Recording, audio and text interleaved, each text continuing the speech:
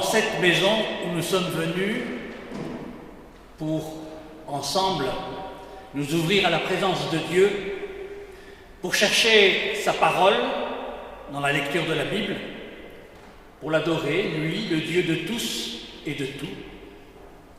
Mais avant toute chose, nous nous rappelons la bonne nouvelle de l'évangile du Christ. La grâce et la paix nous sont données en Dieu notre Père. Heureux celui qui sait se contenter de peu de choses, car rien n'est plus contraire au bonheur que de chercher un plus grand bonheur. Heureux celui qui sait goûter le bonheur caché dans le moment présent, car le bonheur d'hier est passé et celui de demain n'est pas encore né. Heureux celui qui a la force d'avancer jusqu'au bout de la nuit, car il est assuré de rencontrer une autre aurore. Heureux celui qui donne toujours le meilleur de lui-même, car il n'aura jamais rien à se reprocher. Heureux celui qui a découvert que l'amour est le levier le plus puissant, car il sera capable de surmonter les pires obstacles et d'entraîner les autres à sa suite. Heureux celui qui sait prendre sa joie dans la joie des autres, car personne n'a le droit d'être heureux seul. Heureux celui qui est habité par un esprit optimiste, car il commence à apprécier ce qu'il a avant de se plaindre de ce qui lui manque. Heureux celui qui sourit à la vie et qui sème la joie dans son milieu, car la vie lui sourira et il récoltera ce qu'il aura semé. Heureux celui qui se venge de son ennemi en lui faisant du bien, car il guérit lui-même la plaie de son cœur et il apprend à vivre de manière divine. Heureux celui qui met sa confiance dans le Seigneur, car sa soif d'infini ne sera jamais déçue. Amen.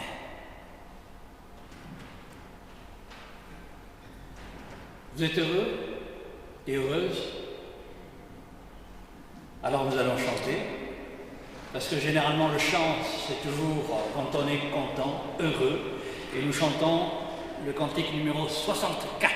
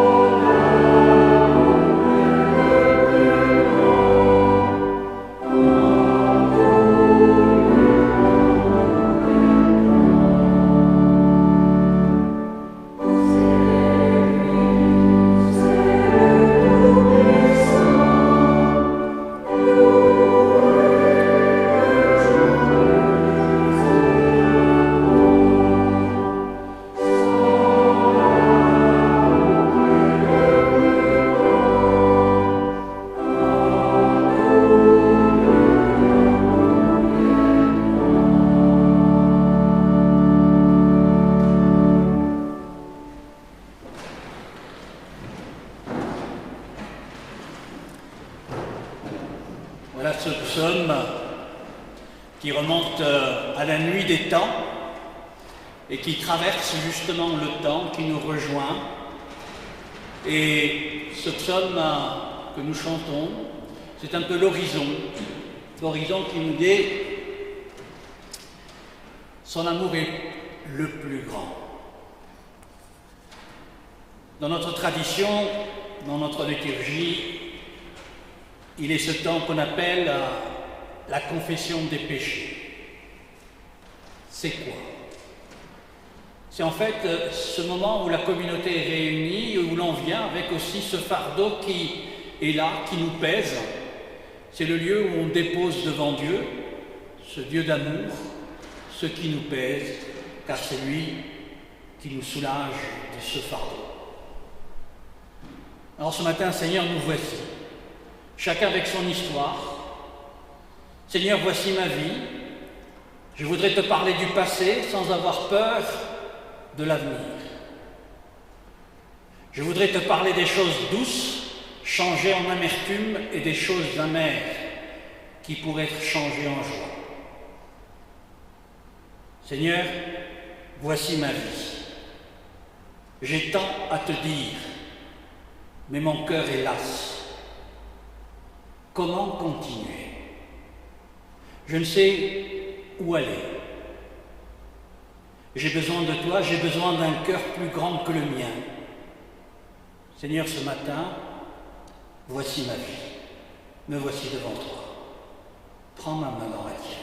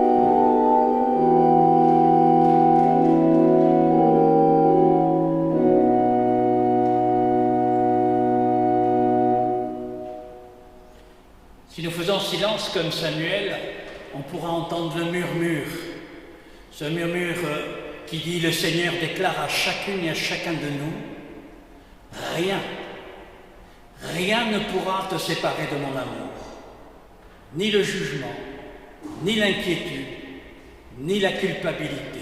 Je suis avec toi quand tu avances, quand tu doutes, quand tu souris, quand tu baisses la tête. Marche en ma présence, donne-moi ta confiance. Chaque jour qui passe, chaque nuit qui vient, simplement, je suis avec toi. Amen.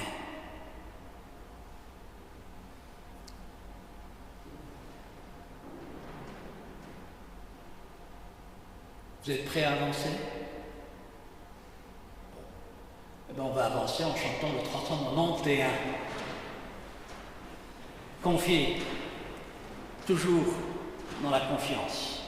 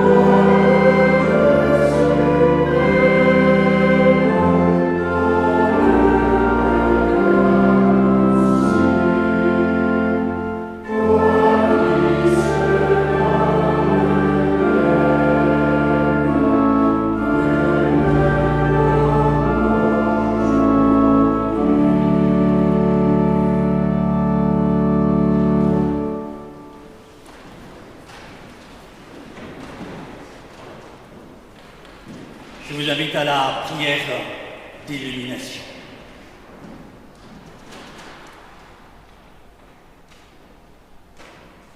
Mon Dieu, lumière dans nos obscurités, sagesse dans nos inquiétudes. Fais-nous trouver en toi notre abri et aide-nous à trouver la clé qui ouvre nos portes et nos cœurs. Tu es lumière qui éclaire le chemin. Tu es lampe qui guide nos pas. Ta parole nous rassemble et nous unit aujourd'hui, ce matin. Ta parole renouvelle notre espérance, car tu es lumière qui réchauffe nos vies. Viens inspirer les Écritures par ton Saint-Esprit. Amen.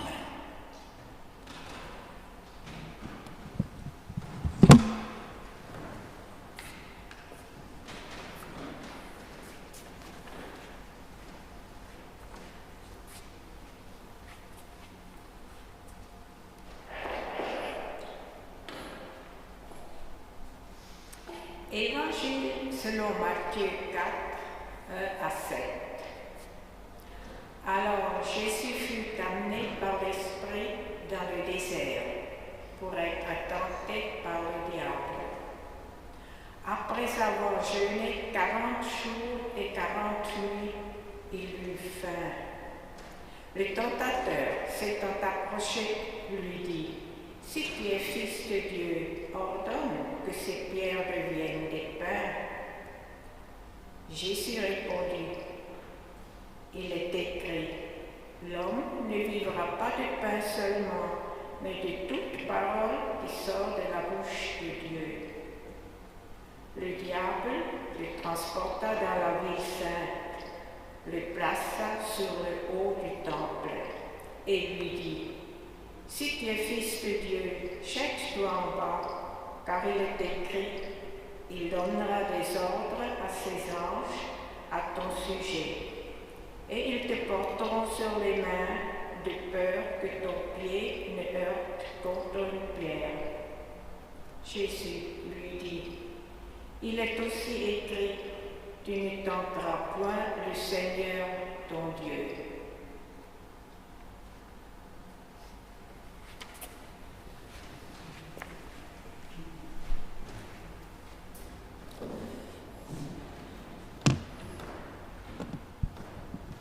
C'est un texte légèrement différent de ce que vous avez peut-être lu dans le journal.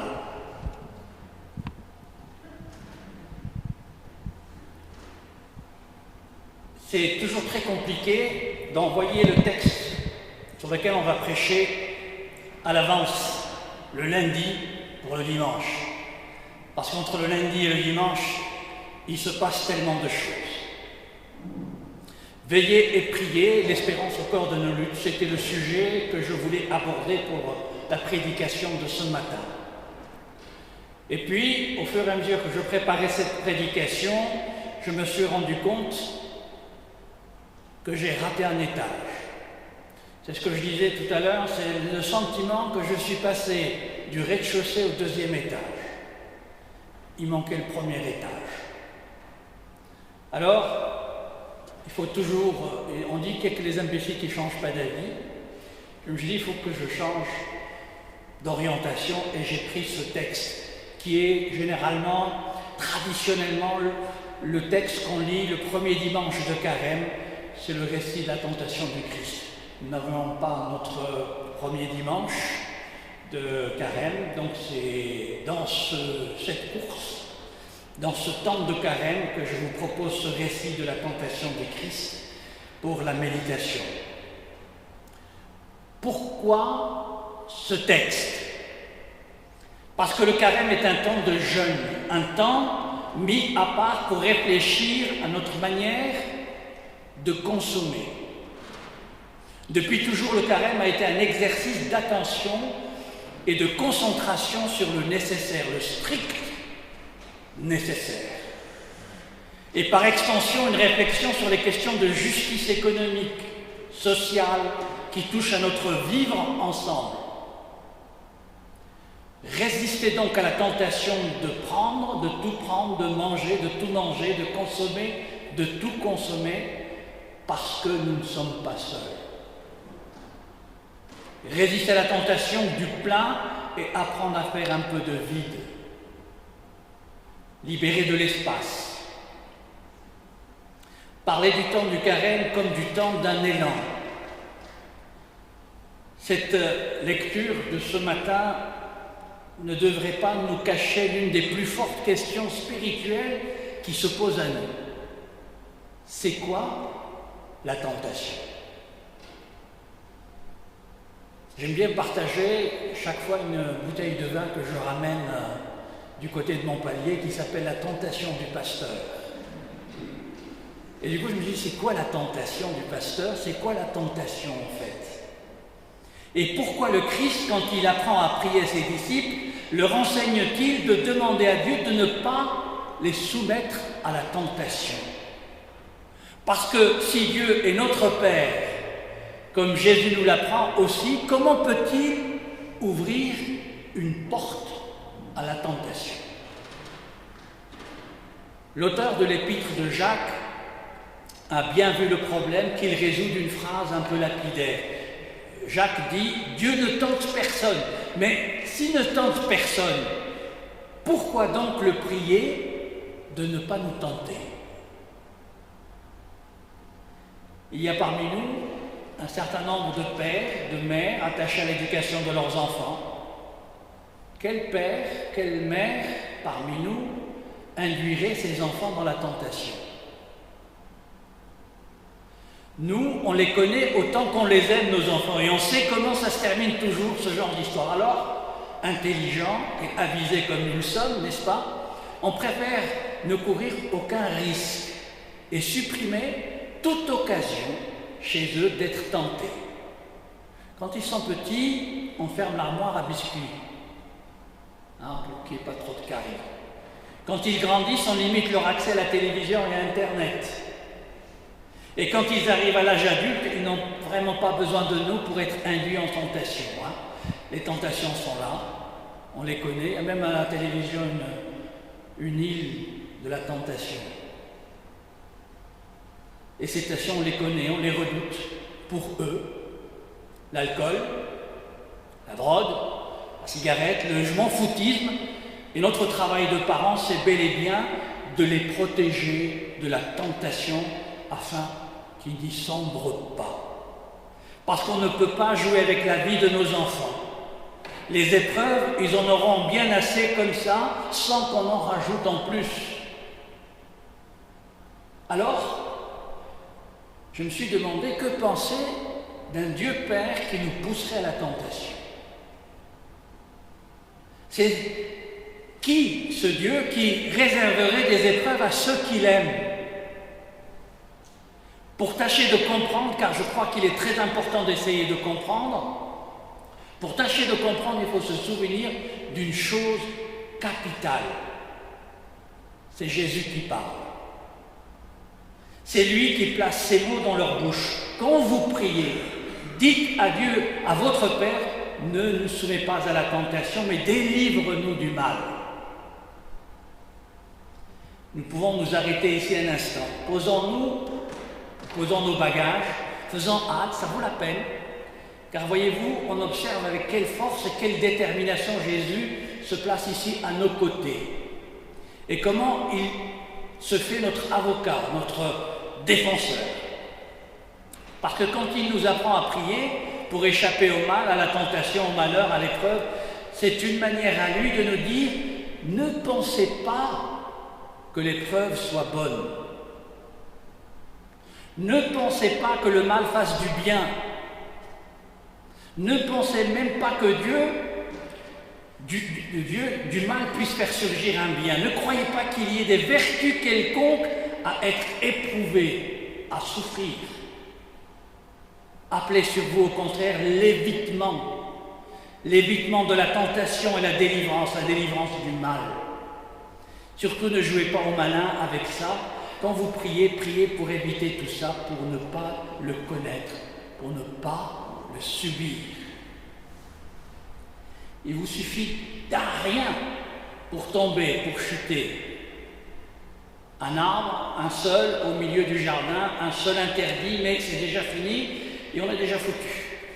C'est plus fort que nous, cette volonté d'être plus, ce désir de prendre plus, ce besoin de toucher, de manger, de se dire, après tout, qu'est-ce qu'on risque? Jésus sait qu'il nous en faut très peu pour succomber alors à la tentation, et la tentation est si attirante, et le mal si puissant, on n'y résiste pas longtemps. Alors j'aimerais vous donner ici quelques exemples frappants, pris dans l'actualité. Est-ce que vous connaissez René Friedman?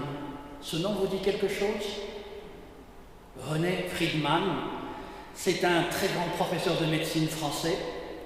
C'est le père du premier bébé éprouvette. Ça vous rappelle quelque chose? Une petite Amandine, née, je crois, en 1982-1983.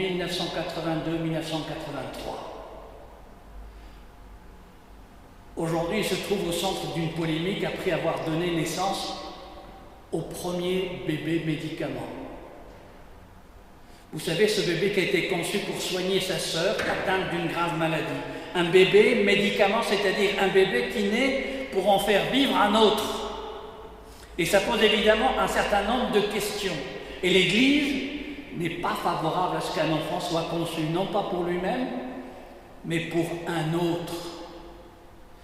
C'est en quelque sorte une instrumentalisation de la vie que l'Église rejette pour un certain nombre de raisons.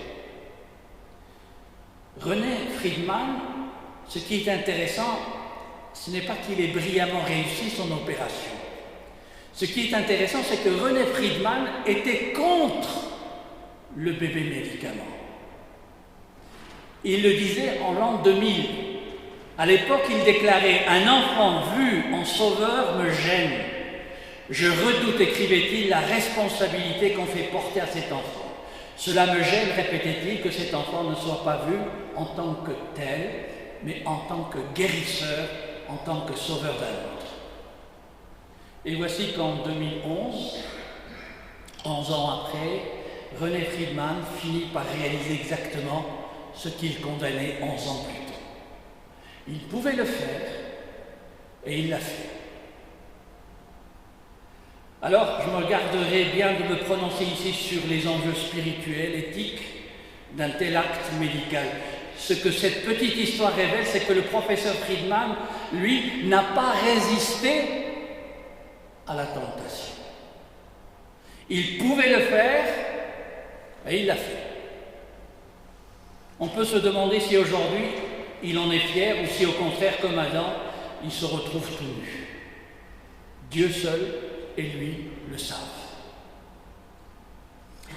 Un autre exemple frappant, en politique cette fois-ci, prenez la question de la sécurité.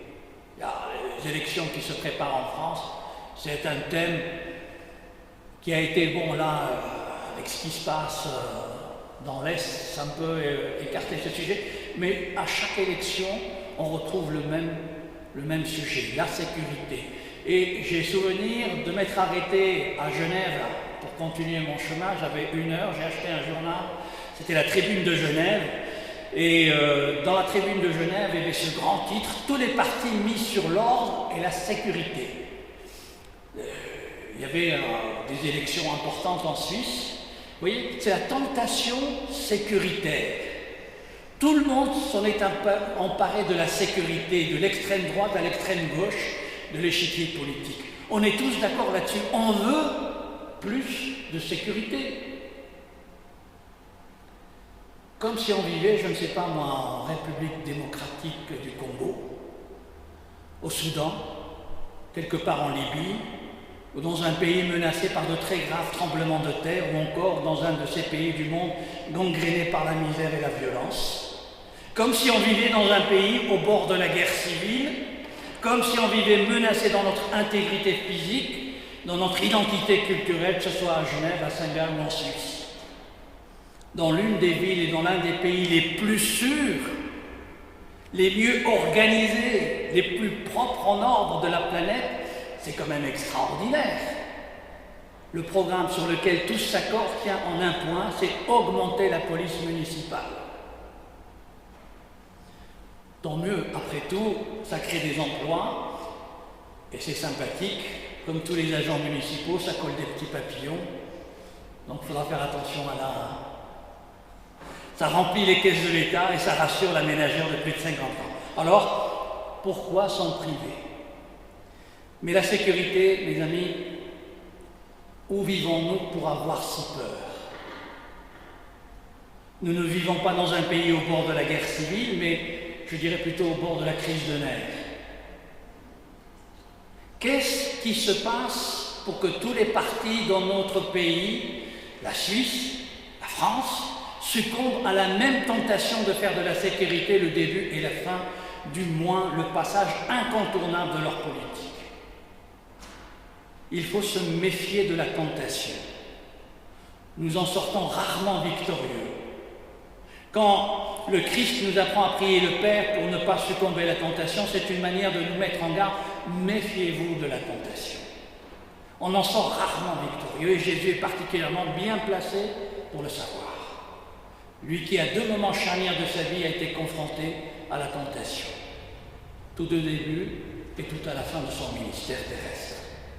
Tout au début, comme poussé par l'Esprit au désert, juste après son baptême, il s'est retrouvé au combat, un combat dont le récit biblique, dans sa sobriété, nous épargne le caractère âpre. Et puis à la fin, à Gethsémani, dans le jardin de Gethsémani.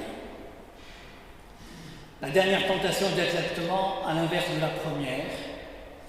C'est elle qui, au soir de notre vie, dans les moments de détresse, d'abandon que nous traversons peut-être, nous fait croire que nous sommes seuls, que nous ne sommes plus rien, que Dieu est lointain, absent, silencieux. Tentation de croire et de penser que nous ne sommes plus rien. C'est quelque chose qui me désole, qui m'attriste quand je fais des visites à de vieilles personnes. Ils me disent, nous ne sommes plus rien. Et je dis, mais comment ça, plus rien? Vous ne vous rendez pas compte de l'importance que vous avez pour tous ceux qui vous aiment, l'importance que vous avez pour tous ceux qui se projettent dans l'avenir, parce que vous êtes la mémoire de ce qui a précédé. La tentation de se croire tout, la tentation de se croire rien. Et Jésus a vécu ces 2 tentations, il les a combattues et il en est sorti victorieux. C'est le seul à ne pas avoir sombré là-dedans. Alors voyez-vous, on retrouve ces 2 exemples que j'ai pris il y a un instant dans l'actualité, ces 2 tentations. Le professeur Friedman, la tentation de se croire tout, avec le besoin de sécurité qui habite nos sociétés, la tentation de se croire rien. Et dans les 2, on finit par faire n'importe quoi. Un bébé médicament dans le premier cas, ou un policier à chaque carrefour dans le second. Ne nous soumets pas à la tentation, mais délivre-nous du mal. Au fond, comme les exégètes le soulignent, il serait plus exact de traduire ainsi « Père, fais que nous ne soyons pas soumis à la tentation », comme on le trouve parfois dans notre prière. C'est de ne pas y entrer, ne pas y être soumis, ne pas y être enfermé, parce que nous ne sommes pas les plus forts. Alors, en ce dimanche de carême, en ce temps de méditation, de jeûne, de dépouillement, lucide sur les souffrances du monde, nous nous tournons humblement vers notre Dieu et nous revenons cette prière. La tentation de Friedman, la tentation de nos politiques, la tentation de M. Poutine. Pendant des semaines, on a dit il est capable d'envahir l'Ukraine. Pendant des semaines, on a entendu des vents mauvais et certains s'accrochaient en espérant que tout irait bien. Poutine a pensé qu'il pouvait le faire. Et il a cédé à la tentation de le faire. Nous voyons dans quel monde nous sommes. On pensait que la tentation des guerres en Europe était une page du passé, quelque chose à oublier, et puis on se rend compte qu'elle est là, aujourd'hui, en Europe, et que cela nous met à ce moment-là en danger chacun. Dans le monde que nous essayons de construire, le malin est toujours en éveil pour nous faire chuter. La tentation est grande aussi pour l'Église orthodoxe russe qui a béni cette guerre. La tentation est toujours grande quand on pense qu'on est tout et que l'autre n'est rien. Que ce temps de carême nous donne à méditer sur ces questions. Non pas seulement de ne pas nous soumettre à la tentation, mais Seigneur, ôte de nos vies la tentation et surtout arrache-nous au mal et au malheur. Le mal et le malheur qui étaient loin ne nous affectaient pas trop. On avait de la sympathie, on avait de la miséricorde et puis tout d'un coup nous sommes frappés comme un tsunami par ce mal et ce malheur qui est maintenant à notre porte. Le temps de carême, c'est le temps aussi de confier à Dieu notre espérance. Que vous puissiez, vous aussi, avec votre prière, votre constance, résister à la tentation et garder toujours le cap vers le chemin du Seigneur. Amen.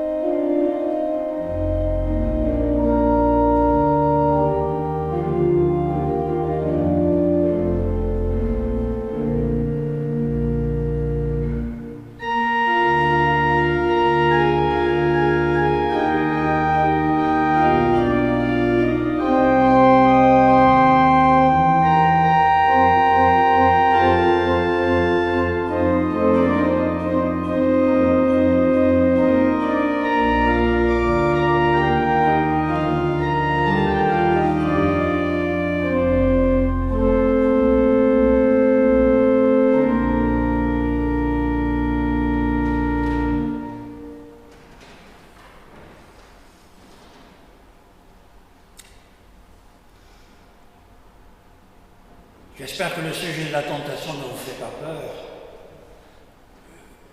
Je me suis dit, il n'y a pas de problème de l'aborder avec vous parce que je sais que j'ai en face de moi des gens assez forts. Non?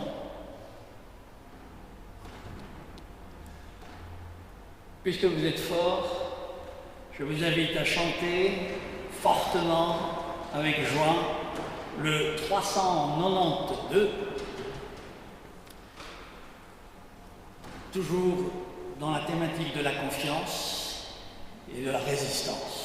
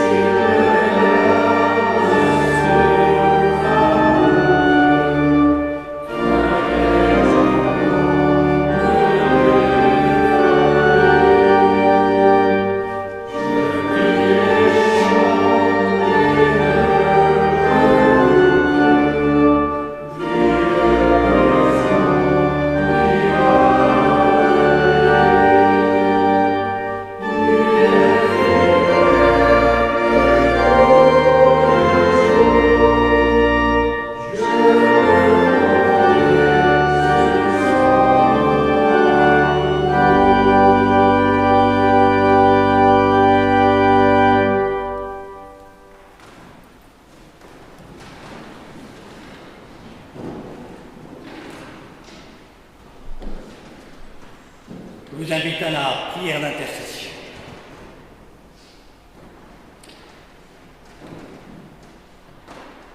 Notre Dieu, merci. Merci pour tout ce qu'il y a de bon dans notre vie. Merci pour tout ce qu'il y a de bon en nous. Merci pour l'immense source de résurrection qui est ta présence. Tout cela nous donne la soif de te présenter ce qui nous peine. Seigneur, nous pensons devant toi à tous ceux qui souffrent, quelle que soit l'origine de leur souffrance, à ceux qui doivent reconstruire une nouvelle vie, après une séparation, un deuil, un échec, une maladie. Nous pensons à eux. Nous pensons à ceux qui sont en souci pour leur situation aussi. Aide-nous, Seigneur, à avoir la parole et le geste juste. Aide-nous à recevoir et à donner avec joie. Nous pensons devant toi à ceux qui nous sont chers et à ceux que nous avons du mal à aimer. Nous te les confions en particulier. Avec la joie que nous donne ton esprit, nous témoignerons de ton amour pour chaque homme, chaque femme, ton enfant bien-aimé à toi. C'est pour cela que d'un même cœur, nous te faisons monter notre prière. Notre Père, qui es aux cieux, que ton nom soit sanctifié, que ton règne vienne, que ta volonté soit faite sur la terre comme au ciel. Donne-nous aujourd'hui notre pain de ce jour. Pardonne-nous nos offenses, comme nous pardonnons aussi à ceux qui nous ont offensés. Et ne nous tente par la tentation, mais délivre-nous du mal, car c'est à toi qu'appartiennent le règne, la puissance et la gloire pour les siècles des siècles. Amen.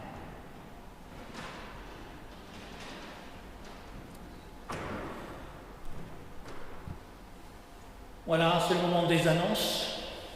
Comme un prolongement de notre prière, la vie de notre communauté. Une date importante dimanche prochain, le 20, nous aurons ici, derrière moi, il y a ce qu'on appelle le mur de lamentation. Ce mur a été mis là pour avoir une pensée et un temps de prière pour tout ce qui se passe en Ukraine. À la fin du culte, pour ceux qui le souhaitent, vous pouvez allumer une bougie. Vous avez un papier là-bas, il y a des crayons, vous pouvez écrire une prière, une pensée, et le mettre comme au mur de lamentation, et ces papiers seront repris pour des prières d'intercession à un moment donné. C'est, je crois, notre manière de faire. Parfois on a le sentiment qu'on ne sait pas quoi faire. Donc voilà, c'est une manière de participer à cette prière, et la prière est une force extraordinaire. Demain, nous avons notre animation biblique à 14h30, et j'ai rectifié un petit peu aussi le tir, puisque je présenterai, je ferai une petite présentation sur les églises orthodoxes. Je dis les églises orthodoxes, parce que derrière la guerre qui se déroule aujourd'hui en Ukraine, il y a eu des tentations, là aussi, de séparation. Il y a eu un éclatement, et l'envie du patriarcat orthodoxe de Moscou de mettre la main sur le patriarcat de Kiev. Donc c'est raconter l'histoire de l'orthodoxie en Russie, en Ukraine, et un parcours historique. Donc voilà, pour ceux qui seraient intéressés, demain 14h30 dans le centre derrière, jusqu'à 16h, 14h30, 16h. C'est une manière de découvrir l'autre face de ce qui se passe dans ces pays là-bas. Dimanche prochain, nous avons ici l'inauguration de l'exposition Refuge, au pluriel. Et nous sommes ce qu'on appelle une église du refuge. C'est Huguenots qui ont fui les guerres de religion, qui se sont installés ici. Et de tout temps, il y a eu des réfugiés, des hommes et des femmes qui ont dû partir de leur pays, pas par choix, souvent par la contrainte, parce qu'ils avaient peur pour leur vie, parce que le danger était là. Et voilà, c'est des lieux de refuge. Mais le refuge, ça peut être aussi un livre. Je ne sais pas si vous connaissez cette histoire, enfin ce livre qui s'appelle L'Histoire sans fin, où ce garçon qui est opprimé par ses camarades de classe et se refuge. Pour lui, le refuge, c'est le livre. Ou bien comme les randonneurs qui se promènent en montagne, ils sont très contents de trouver le refuge quand le mauvais temps est là. Voilà. Donc normalement vous avez dû recevoir une invitation pour cette exposition qui sera suivie d'un petit apéritif convivial. Enfin, on retrouve le nouveau monde, pas l'ancien monde, mais le nouveau monde où la convivialité est à nouveau là. Si vous n'avez pas reçu ce petit carton, je l'en ai mis sur la table à la sortie. Voilà. Peut-être on aurait besoin de bonne volonté si jamais vous avez du temps pour dimanche prochain. Signalez-le à Marianne, parce qu'on aura peut-être besoin d'un petit coup de main pour préparer ce petit apéritif. Voilà. Plus on est nombreux, moins la charge pèsera. Donc n'hésitez pas. Et vous pouvez venir aussi avec des amis qui ne sont pas ici présents. Hein. Toutes les bonnes volontés, les bonnes, les petites, les grandes, les moyennes sont les bienvenues. Voilà, je n'ai rien oublié. Ah oui, comme nous sommes dans le nouveau monde, donc enfin on peut reprendre, donc, pour ceux qui ont un petit moment, nous aurons on reprend les habitudes. Ce petit temps, on pourra partager un café, un thé, un petit temps, au lieu de partir sans avoir échangé entre nous. Donc pour ceux qui le souhaitent, on peut se retrouver pour ce partage. On va reprendre petit à petit ce temps d'après-culte qui était aussi un temps important où on peut se retrouver pour partager, dire qu'on n'est pas content de la prédication, qu'on est très content de la prédication. Donc, c'est vraiment un temps où on peut partager et on sera heureux de vous retrouver. Voilà. Dernière information, nous avons été très heureux de vous accompagner, donc si vous pouviez vous lever. Ils se sont mariés, l'Église française les accompagnait pour leur mariage le 18 février, donc on n'a pas eu l'occasion de le dire.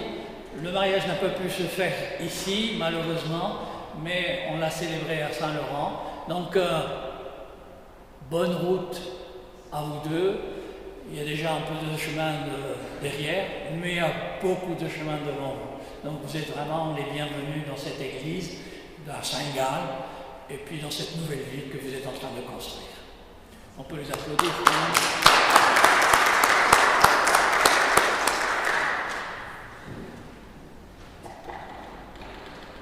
Voilà. 396. On va reprendre ce cantique avant l'envoi et la bénédiction. 396.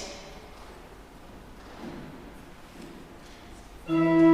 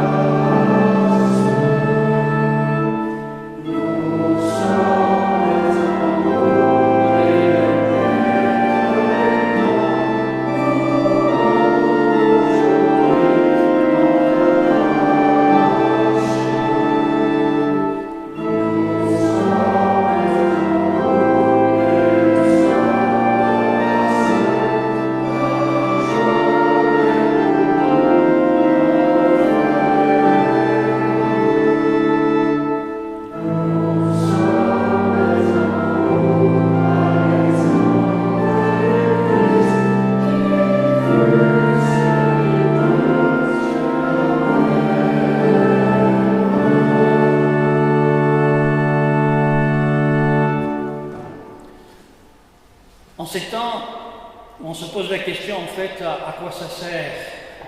Je ne suis rien. Si la pierre disait, ce n'est pas une pierre qui peut monter un mur, il n'y aurait pas de maison. Si la goutte d'eau disait, ce n'est pas une goutte d'eau qui peut faire une rivière, il n'y aurait pas d'océan. Si le grain de blé disait, ce n'est pas un grain de blé qui peut ensemencer un champ, il n'y aurait pas de moisson. Si l'être humain disait, ce n'est pas un être humain qui peut transformer le monde, il n'y aurait jamais d'amitié et de paix sur la terre des humains. Comme la maison a besoin de chaque pierre, comme l'océan a besoin de chaque goutte d'eau, comme la moisson a besoin de chaque grain de blé, le monde a besoin de toi, unique, irremplaçable. Recevons de la part du Seigneur l'assurance de sa bénédiction avec ces belles paroles tirées du livre des Nombres. Que le Seigneur te bénisse et te garde. Que le Seigneur fasse rayonner sur toi son regard et t'accorde sa grâce. Que le Seigneur porte sur toi son regard et te donne la paix.